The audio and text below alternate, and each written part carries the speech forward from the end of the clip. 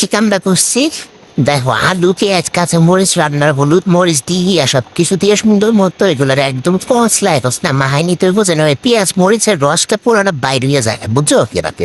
এরপর হয়েছে গিয়ে আসল মাল মশলা কারবার।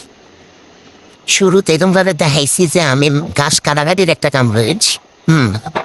যে গাছগুলো আমি আমার ঘরে লাগাইছি, দেখো সাদা সাদা ভাতের মতো মাছ, এদিকে সামুদ্রিক চড়ো মাছ কয় যে এটি একদমই খাইতে মজা নিচ্ছে, লাইক ফ্রম চেপা সটকি জুড়া, চেপা সটকি দিয়ে যেমন হয় না ওমর কাটা কাটা খাইতে তো মজা না। এই যে দেখো আসলে তো কয়দিন আগে কলমি শাক আনছিল বাসে, এটা ফালাইছি না, না হালায় দিয়া এটিটা গাছের মধ্যে এই বোতলের মধ্যে লাগাই দিচ্ছি। লাগাই দেওয়ার পর কয়টা ডান্ডি বেরিয়েছে, আজকে ছোটো মাছটা রান্নার সময় মনে হইতাছিল যে ডান্ডিটি দিয়ে দেয়, এটা আলাদা গন্ধ হয়ে যাবে, খালি আলুর তোকে তো মজা লাগতো না। এই ডান্ডিটিরও দিয়ে দিস, দেখ এর লিখান তোকে এটা পুরারে আলাদা গন্ধ ছাড়ছে। মনে হয় বল কি ধনে পাতা দিচ্ছে এমন একটা লুকাসছে তার গাড়িটাতে।